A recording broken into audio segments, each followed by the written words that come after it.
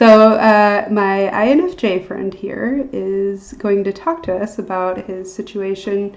He has an ex-girlfriend. I understand they broke up about 3 years ago, and he just had a dream about her, and he kind of has it on his mind, and he wants to talk about that a little bit. So feel free to introduce yourself a little bit, or you can just dive right in and tell us about the situation.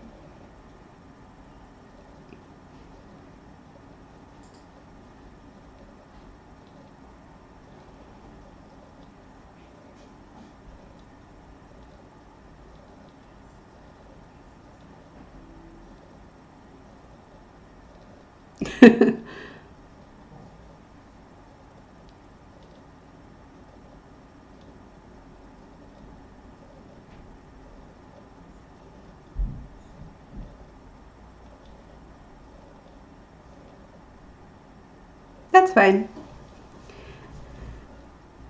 Okay, so you're 18 and you were with this girl when you were 15. Okay, will do. Cool. And you told me that you were with her for like less than a year. You weren't sure exactly how long, but something like that. Less than a year. All right, and you just, sure.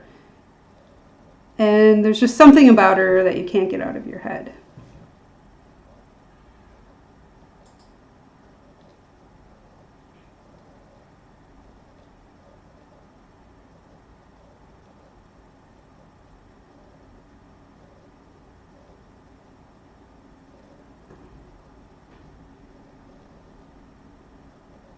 Okay.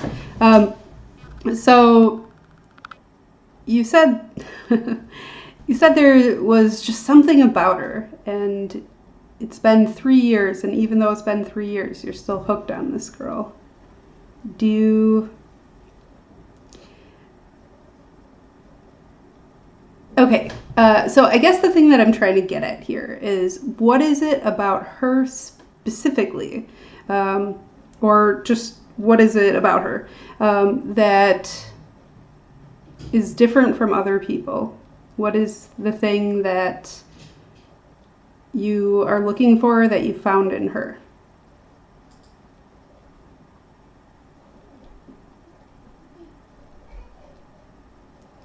That is true, but there must be some underlying reason, something about her that you liked.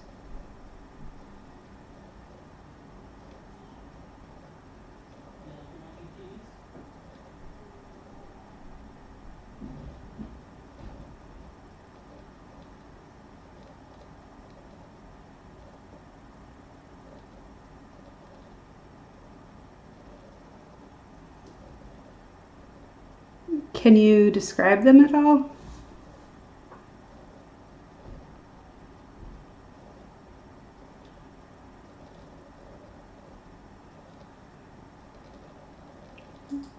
That's an important thing.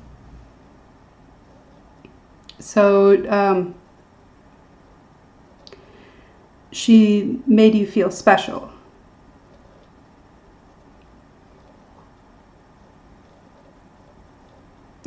Oh, I'm sorry.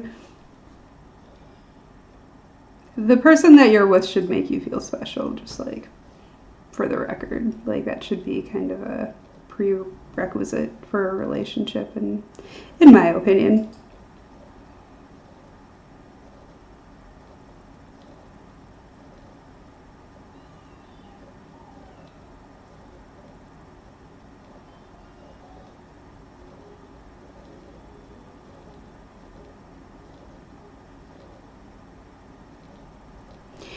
Well, I don't so much mean I don't so much mean like needing to feel special. Like, some people kind of do need to feel special. They've got like the I want to be a special snowflake thing going on about them. And that's not really what I'm talking about. I mean that you should feel like you're special to that person, special in their life. Like, um, it, Yeah, pretty. I mean, I guess that's pretty much what I'm trying to say. You should at least be special to them. Not just important, but like somehow unique to them. Like you offer something that other people don't.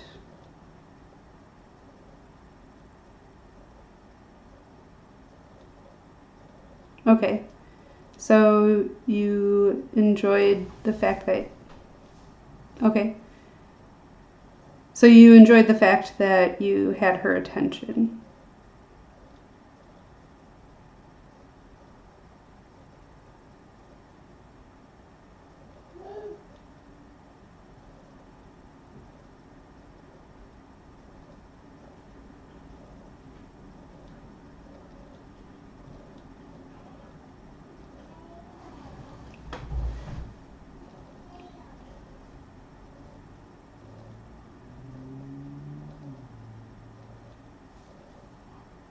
Well, I mean, being able to understand somebody is a really big part of bonding with somebody.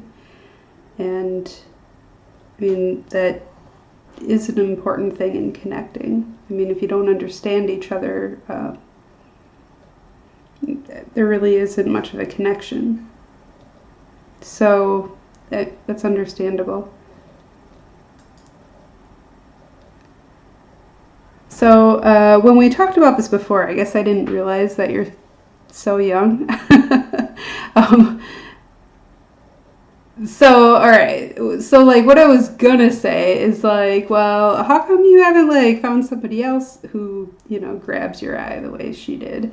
But I mean, if you were a teenager throughout that, it's a little bit more understandable. um, so, well, let me reframe it then.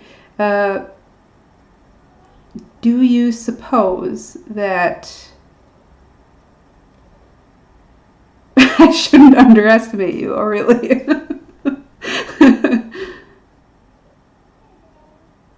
Okay. Well, I'm more thinking about not so much age, but like stage in your life. I mean, you're either a high school student or you were last year, right? Yeah.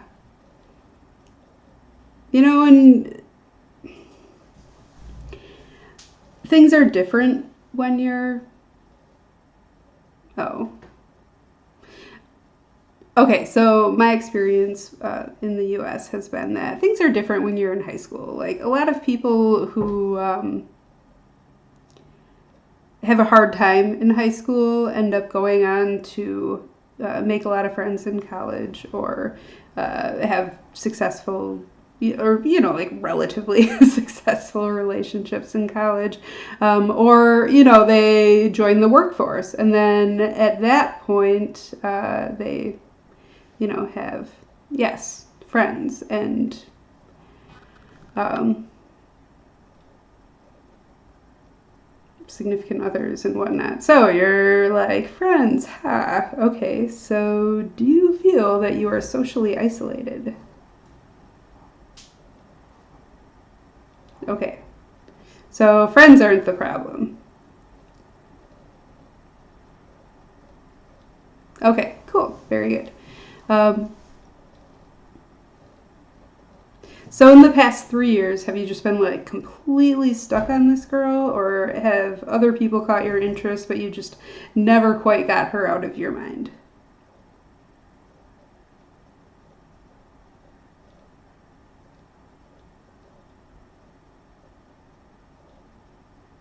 Okay.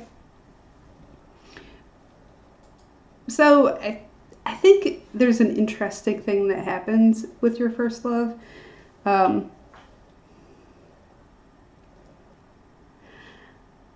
I think it kind of always sticks with you.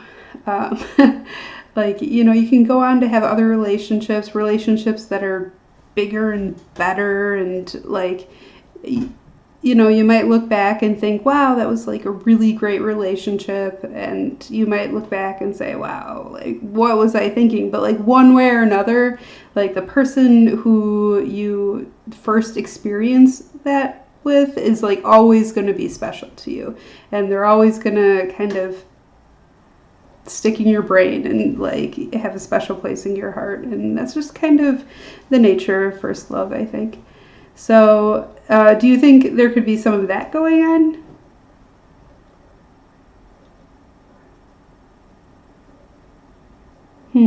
Dictating you how?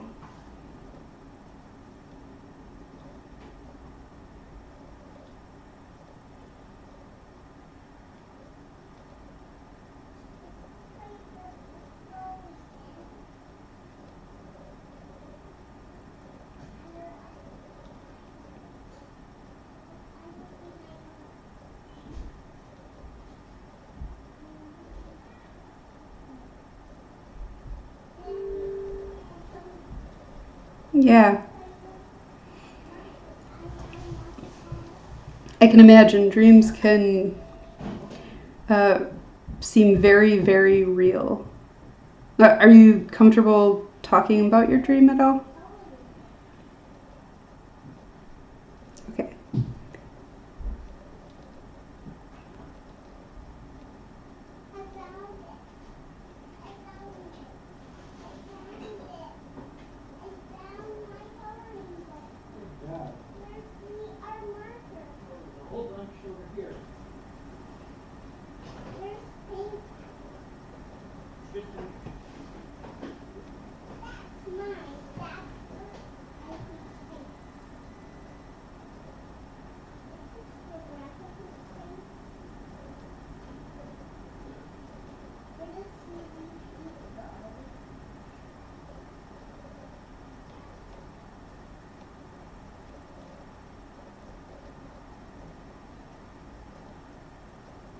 Sure.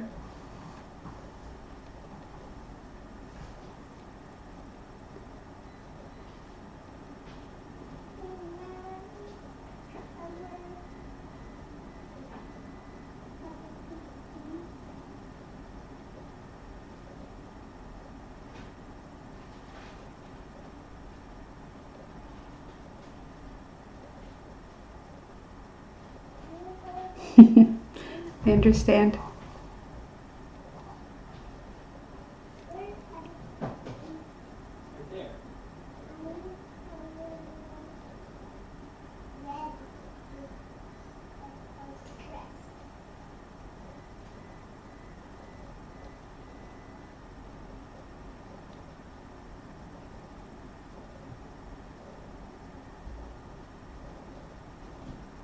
So, in your dream, the fact that these people used to be your friends and now they're strangers, was that a big part of it? Or in your dream, was it like they were still your friends and they were a part of your home?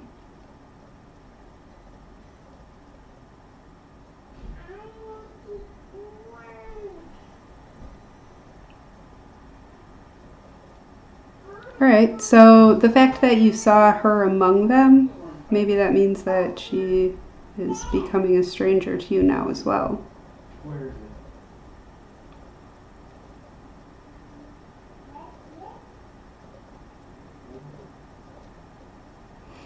Technically, yes, but in your mind, not so much.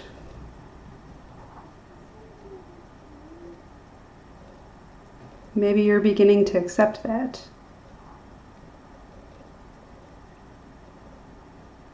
Each day? Wow.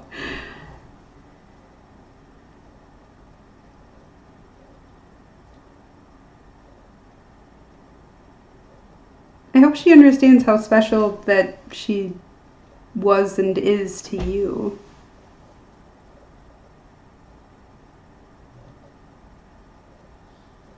Hmm. Well, I don't know. Can you still be in contact with her?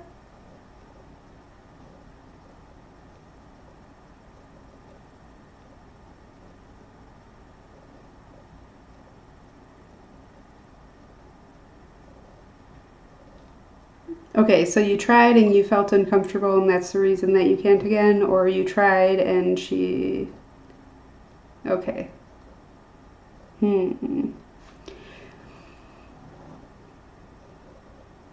Right. So I guess I would say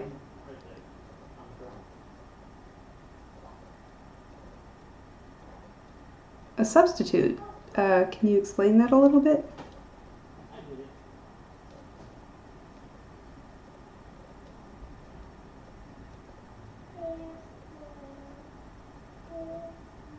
Okay, so that's an interesting choice in words that you're using. When you say that her boyfriend, her current significant other, the person that she is with, is her substitute, or it is a substitute, that means that you feel like you and her should still be together.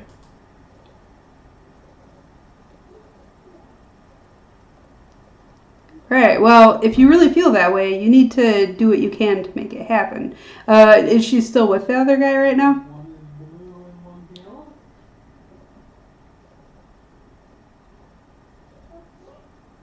Well, of course not. Right.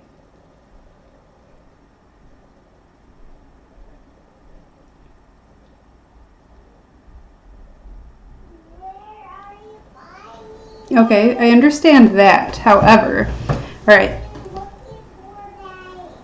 Okay. How long ago did you last speak to her?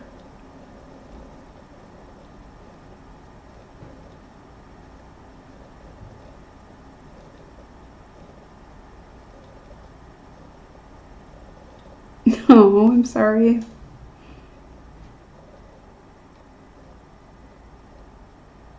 Okay. And she had a boyfriend then? Okay. So here's what I think. Um, you need some closure on this. And I think you need to tell her how you feel about her. Yes. So, um,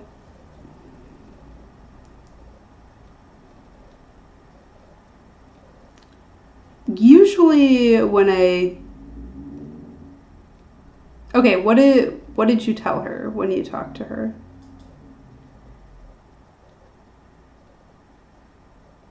Oh, well,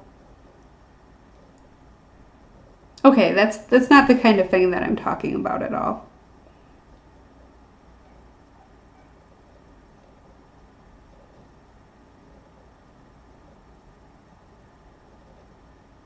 No, yeah, that's not what I'm talking about at all.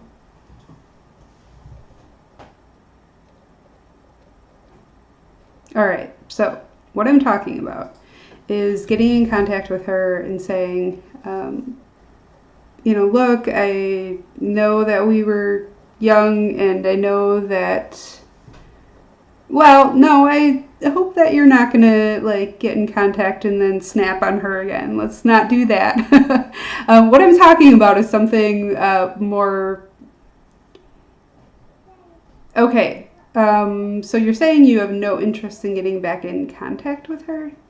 Oh. All right, well, then it's time to. Okay, you need to make a decision. You either need to tell her how you feel, that she's still this important to you, and that you want her in your life, or you need to just decide to move on and then move on.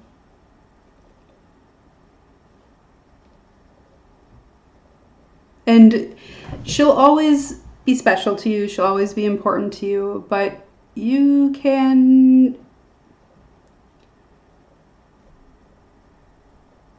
put her.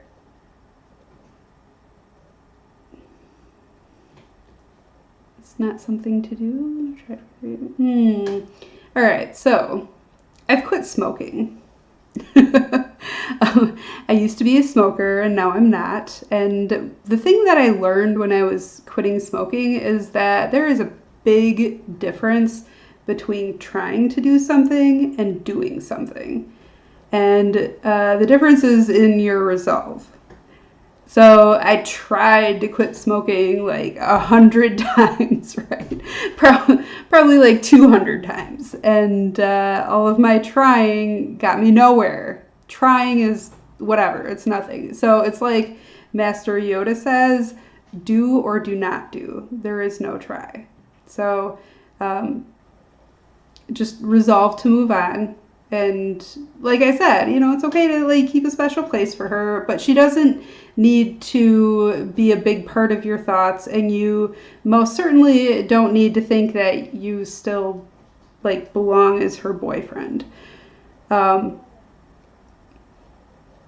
Especially if you're not willing to talk to her. Somebody who is not willing to talk to, like, okay.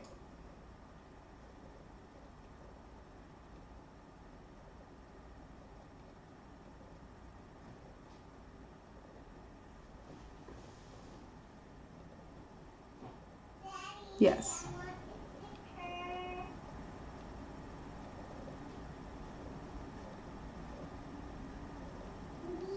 An addiction?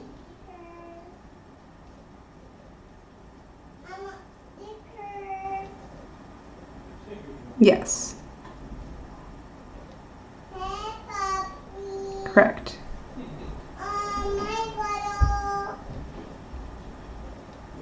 Yes. Absolutely. It depends on the situation, of course. There's healthy and unhealthy, and it is absolutely, positively an addiction for a lot of people. I would say most people or most relationships fall into that category. You don't have to stop loving her. You just need to stop holding her in such a special place. You need to make room for somebody else, and you need to understand that she's done the same. Why did I quit smoking? Because, I want to be around to see my grandkids. I don't want to spend the money. I don't want to smell bad. I don't want to age prematurely. I want to be healthy.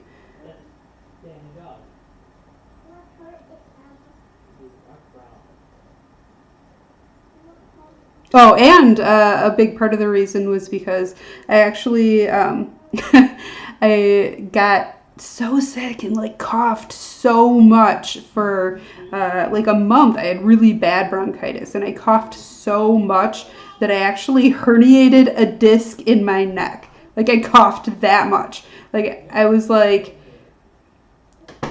that sick. It was ridiculous. So then I like did some research. Oh, nicotine makes your like disc walls brittle, and I'm sure it has to do with the fact that I'm coughing so much. Like, my lungs would probably be a lot healthier, and I would be less prone to getting bronchitis if I quit smoking. And I was like, screw it, I'm done. I'm not smoking anymore. So that was and like I already wanted to, but like that was it. I'm like, nope, I'm done. Forget it. And I went on the patch and kind of like, did the step down thing and weaned myself off of that. And that's how I quit smoking, and that's why I quit smoking.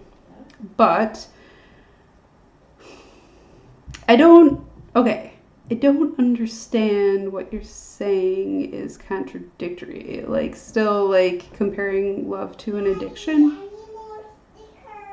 Okay.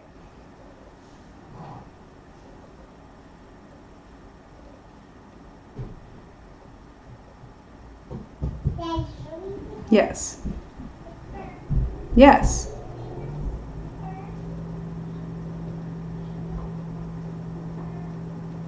Yes. No, in this situation, I would say it's good. But it's not that I'm saying that you should stop loving altogether, of course. It's that you should stop loving this particular person.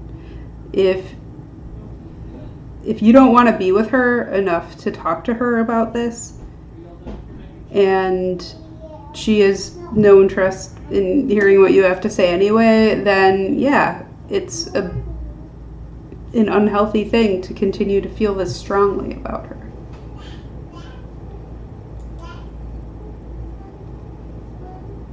I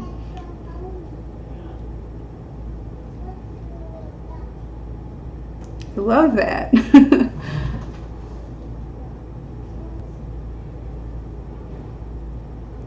All right, so we can talk about that then.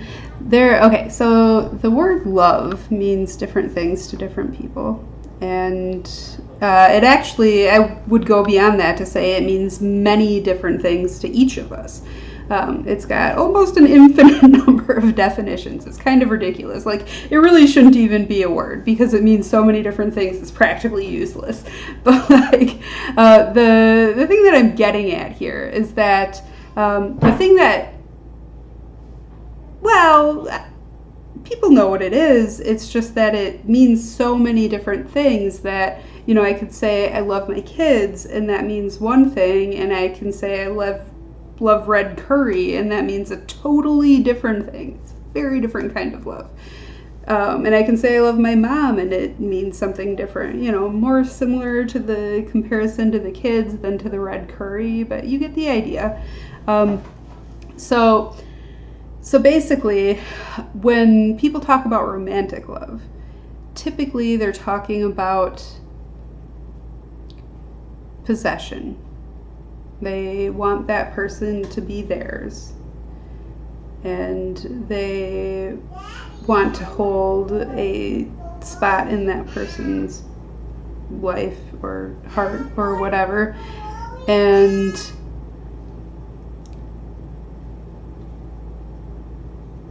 it's a very chemical thing.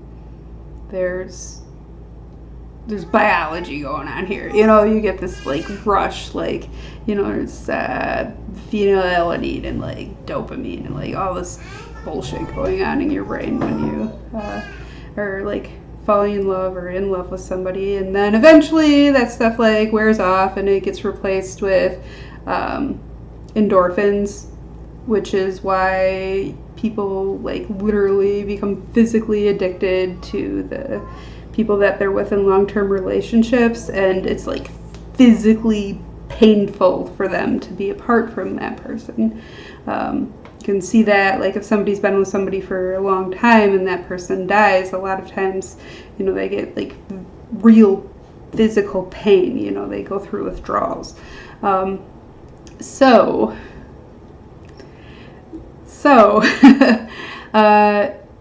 that's one type of addiction that you can have when it comes to loving. You know what? Let's just forgive that. I mean, that's biology. I mean, that's what keeps people together in the long term, physiologically, like an evolutionary thing. Yes. But in the beginning, it's like different brain chemicals that are at work. Like I said, the phenylalanine, and there's the dopamine involved, and there's other brain chemicals involved too, but it's like when you think about them, you get a rush, and it's like exciting. You get like the rose-colored glasses thing, like everything is amazing when they're around, and if you go too long without seeing or talking to them, you feel down, and that is here, let me type it in. This is actually a chemical that's in chocolate. Oh God. Now if I can just remember how to spell it correctly. I'm kind of feeling like this is probably right. Right, so this is something that is in chocolate, and aspartame in diet soda breaks down into a bunch of different things, and that's one of the things that it breaks down into. Yes, it is in other foods as well. So this is something that gives you the same kind of high that you get when you have a crush on somebody, which is why Valentine's Day typically involves giving people chocolate, because it makes them feel all like lovey-dovey and wonderful. I feel like we're getting way off track here because we're talking about biology, and this is supposed to be an emotional thing. Emotions are biology, though, arguably. Yeah, it really is. I mean, that too. We do have to experience life through our bodies, like it or not. So that is a thing.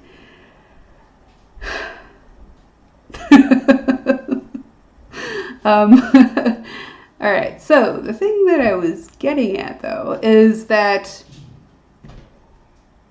most people, when they feel they're in love with somebody, what they really mean is that this person somehow complements their idea of who they are.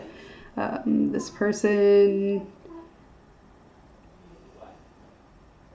they have like a role in their brain that this person fills in their life, and they have a concept in their brain of who this person is, generally an idealized concept, and they really cling to that notion of who they think the person is, who they want them to be, and the idealized role that the person should have. And they also, like, those things are both like part of their definition of who they are. And that's why it's so hard for them to let that person go. I would like to hear about that, but I'm going to finish my little tangent first. My 3-year-old's trying to break into. Hey, Mommy, I want my wreath. You want your what? I want my wreath. They don't know what she's asking for. I want my wreath. Your wreath, huh? I want it. This? The wreath. I want it at the wreath house. Oh. See what I Wreath. see?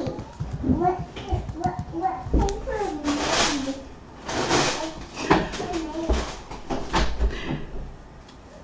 Sorry about that.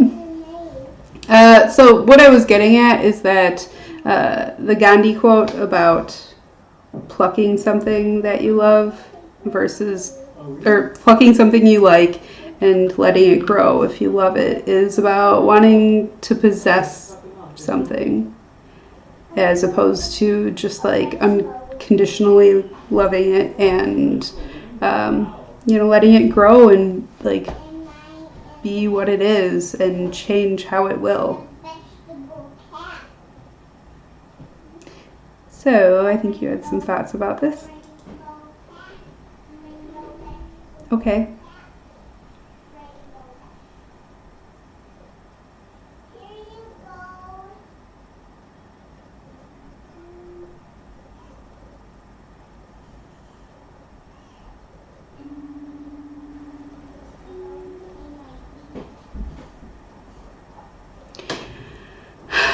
Well, yes, but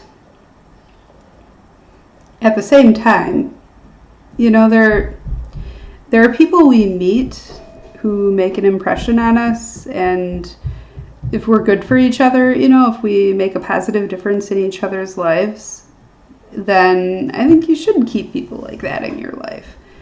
And if you don't feel that's the case, or they want something different, they don't feel that's the case, then, yeah, you gotta kind of just suck it up, buttercup, move on.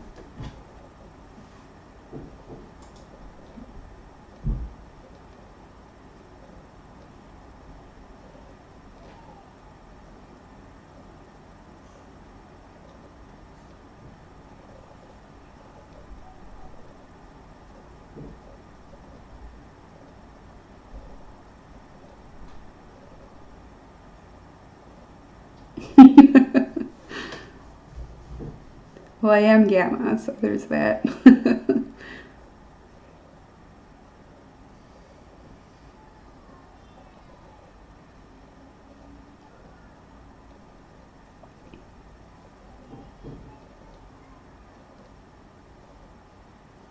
Well, how do you define letting go?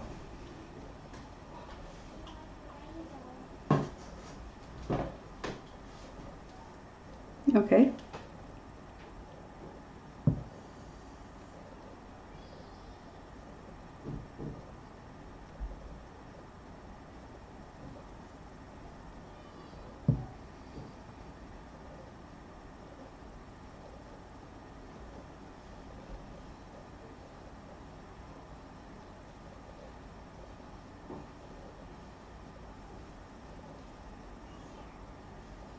Okay.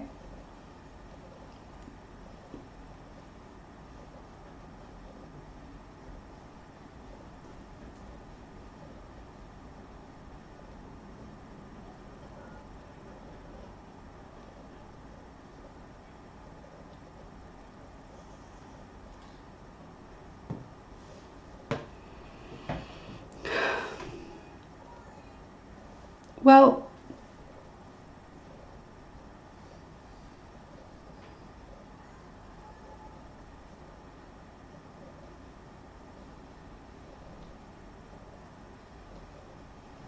that is a very good insight to have.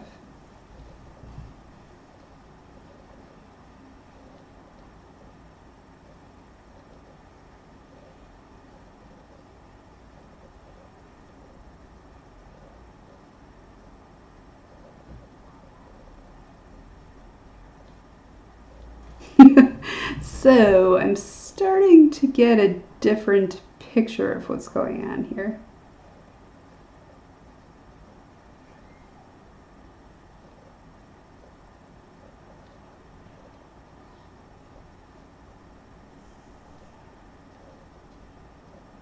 Yes, it is.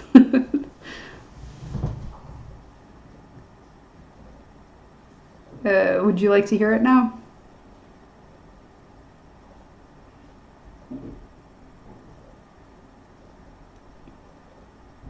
Let me just ask you this first, though. My new impression. All right, let me just ask you this, though. The way you feel about her, is it something that would keep you from getting involved with somebody else if you met somebody and you were interested in each other?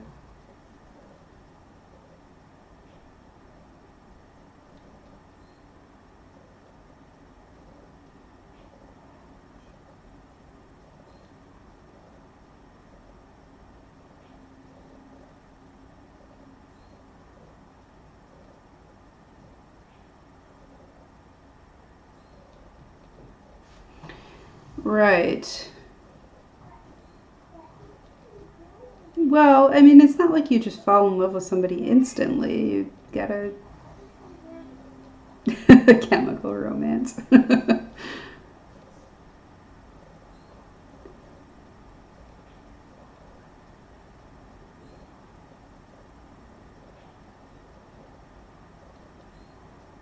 There's actually a band called My Chemical Romance.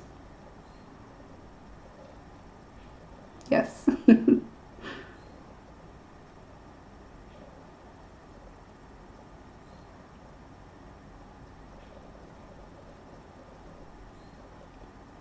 Oh, I don't actually know anything by them. I just know of them, basically. Now I feel like I should check them out. I have no idea. But, all right, you see the contradiction here, though, right? All right, so basically, you're saying that you don't want to be with this person and you can't be with anybody else. Are you cool with just like being alone and having feelings for her and like not progressing with your life at all?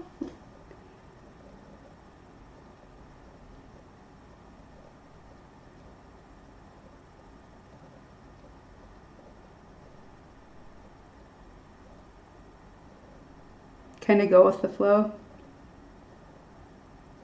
I understand completely. Right. Yes, well, that is because you have introverted intuition as your leading or dominant function, depending if we're talking about socionics or MBTI.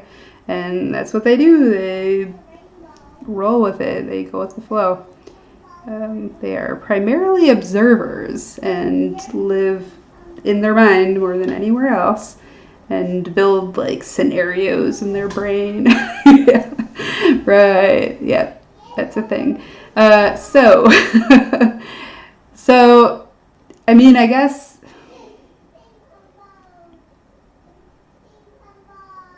Mm, yeah, difficult to concentrate.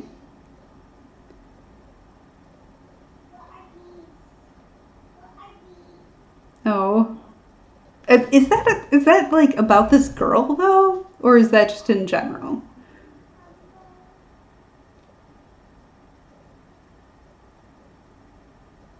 Yeah, I get you.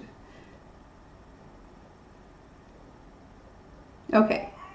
All right, that's cool. So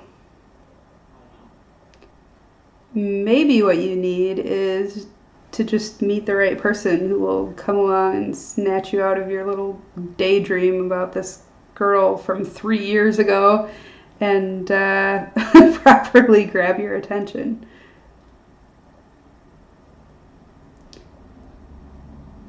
All right, good deal. So that like what I was saying earlier about like new my new conclusion about everything is that you basically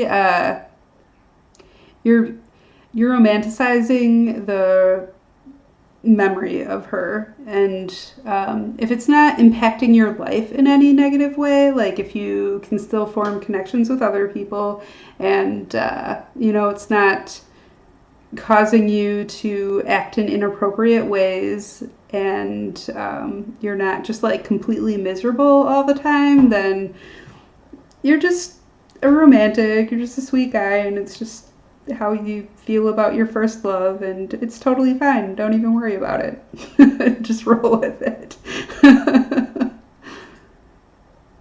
All right, good deal. um, I mean, do you. Oh, you're saying you're completely miserable? Oh.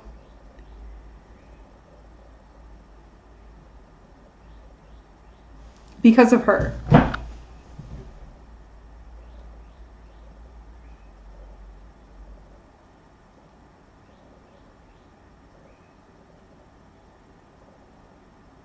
Okay, if it's not because of her,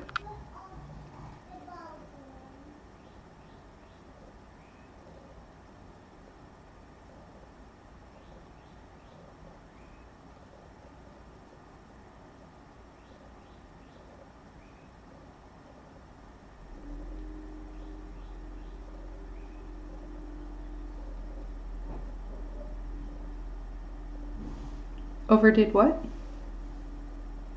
Oh, gotcha.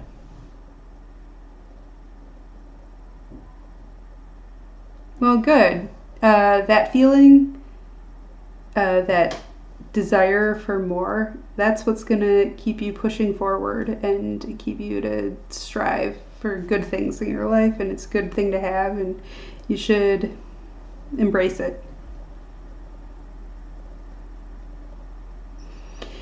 Well, striving to make your life what you want it to be.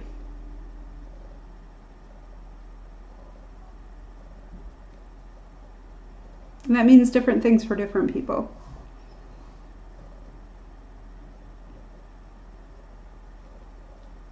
Do you have friends who push you in a good way?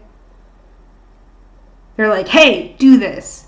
But it's in a way that yeah. Yeah, they're like, hey, let's go do this. Or, hey, you should do this. Something.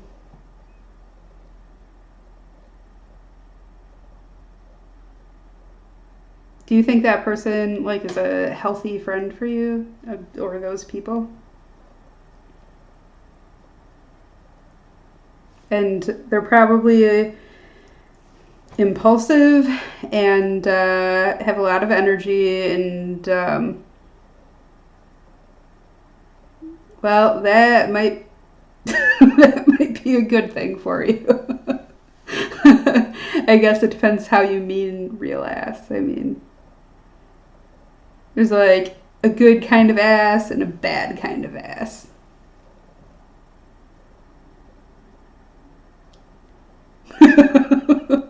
Well, completely opposite of you is good. I'm sure that's true for most people. I think a lot of people would say the same thing about me. um, yeah, maybe not ass. They might, I don't know, maybe like a different kind of a thing. But yeah, some people tend to be polarizing, and it sounds like your friend is one of them. And this sounds like somebody that you're probably like pretty compatible with. You could probably offer this person input about what's a good idea and what's a bad idea. You know, thinking through the consequences of things, and they can kind of give you some of their energy and push you to do things that you want to do. Oh, he doesn't take your advice. How much do you hang out? I'm sure he is.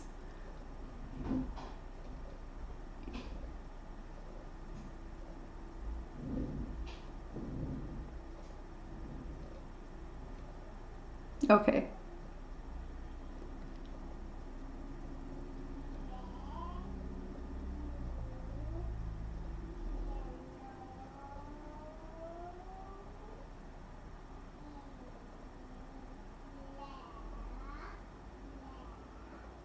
So I'm mostly just thinking that what you need is somebody who has a lot of extroverted sensing. Um, and you can read about that in socionics places. And, I think it'd be good for you to get out of your head a little bit if you're around these people who ground you. Because as impetuous as they are, they can make stuff happen and they can, like, get you into action and they can ground you. And, you can balance each other out. You can be good for each other.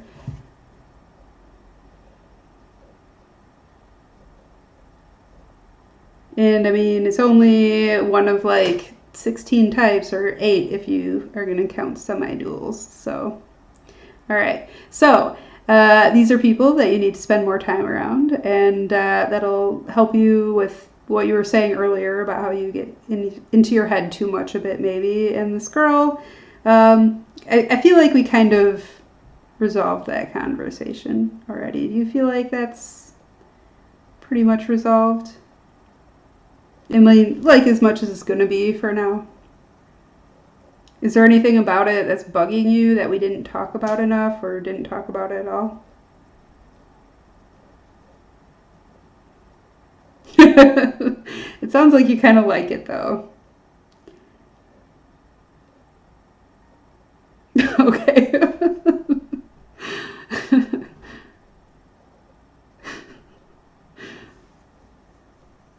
Damn, I hope she understands how special she is to you.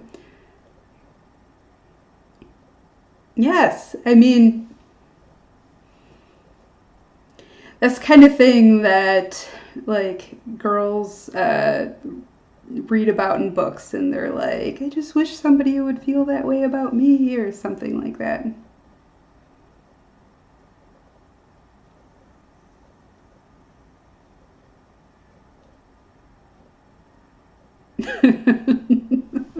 I understand. This is all very introverted intuition.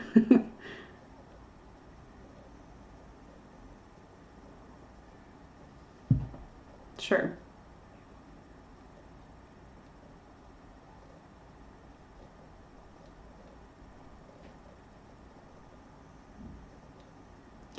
I understand.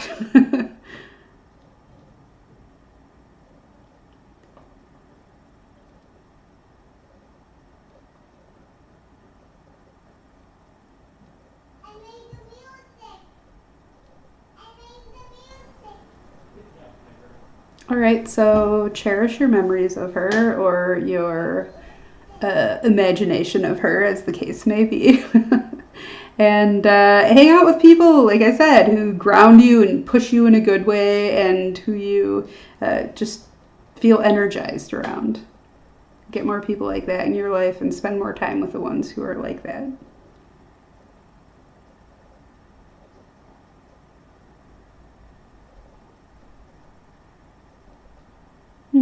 I don't see the irony.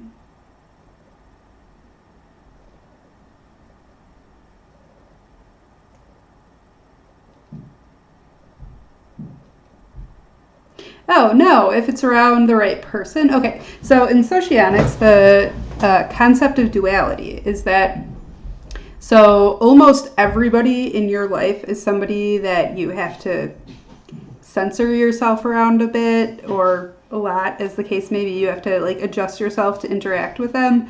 And your dual is somebody who you are so psychologically compatible with that you just kind of automatically cover for each other's weak areas, and like everything that you think is important and you're naturally good at is things that they think are important but are naturally bad at and just like really want someone else to do.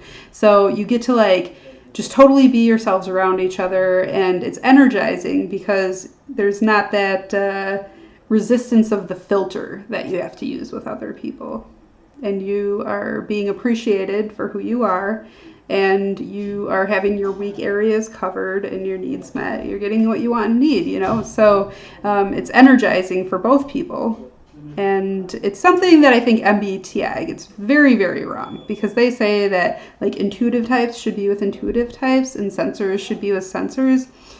Is a bunch of nonsense. So I think that it is easier in the beginning potentially because there's like you kind of don't have to explain yourself as much initially, but the things that you have to explain to your dual are things that they really appreciate hearing about and things that you enjoy talking about and like doing for them. So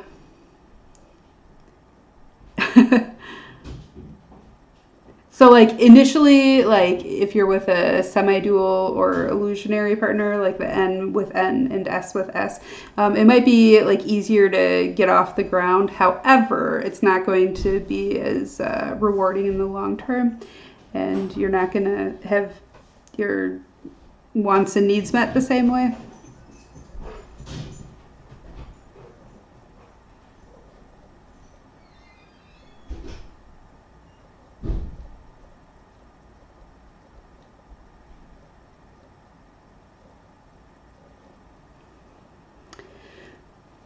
I may have fill needs or something along those lines, maybe.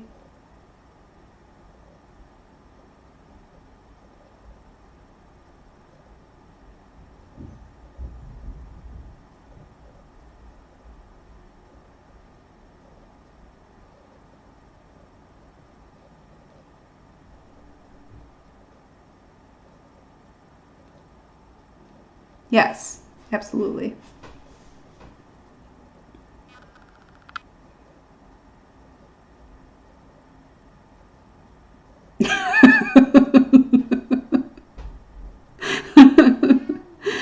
That's awesome. I'm happy for you. So, either you have spent a significant amount of time in your life around people like this already.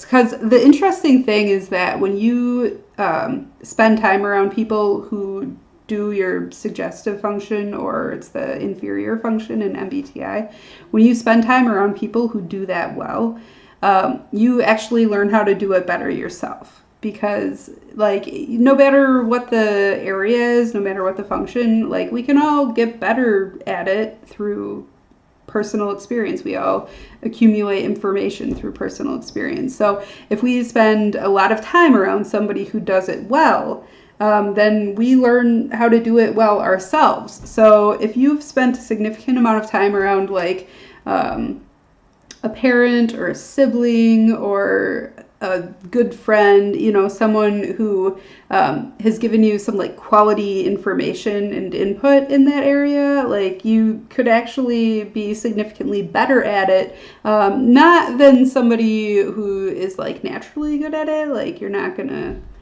like suddenly become ESTP because you're hanging out with them or something like that. Lack of knowledge in it of an area. Um,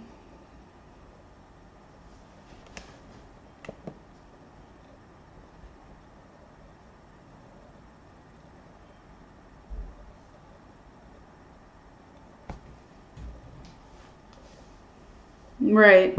Oh, that was the other thing I was going to say. So the first thing is that you might just be um, like, decent enough at it, or like, better than average at least because you've had that. But it could just be that you don't know what you're missing because you haven't had enough of it. Yeah.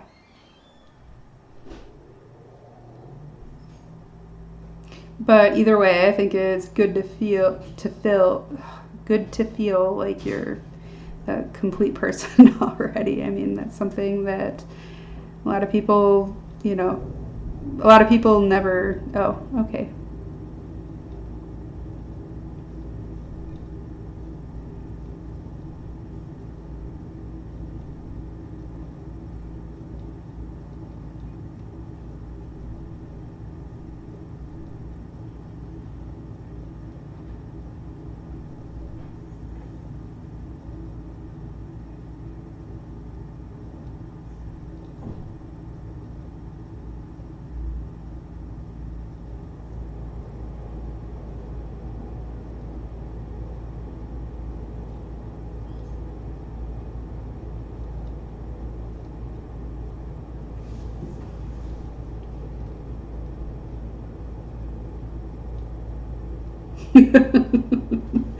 Well, a big part of extroverted sensing is the drive to like go get what you want, basically.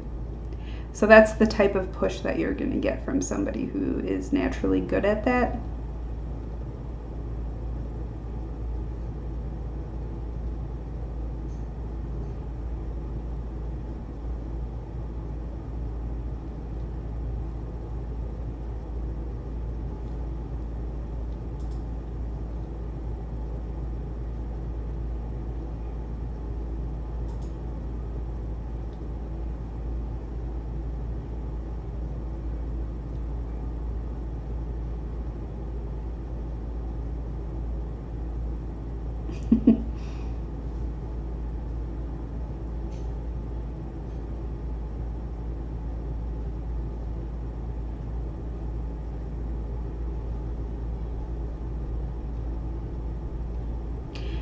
I think that people with introverted intuition as their lead function,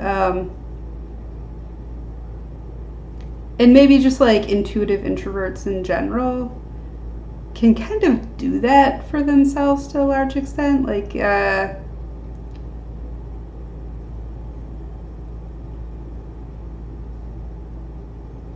right. Um, so they're not naturally prone to pushing themselves. Oh, the allegory of the cave.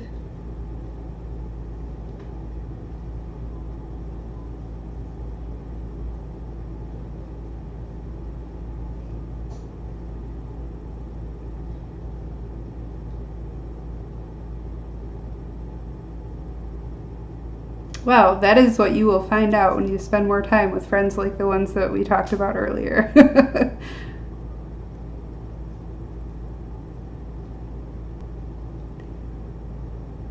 All right. Well, it's been very nice talking to you. I think we should keep talking. I like you. And I feel like the thing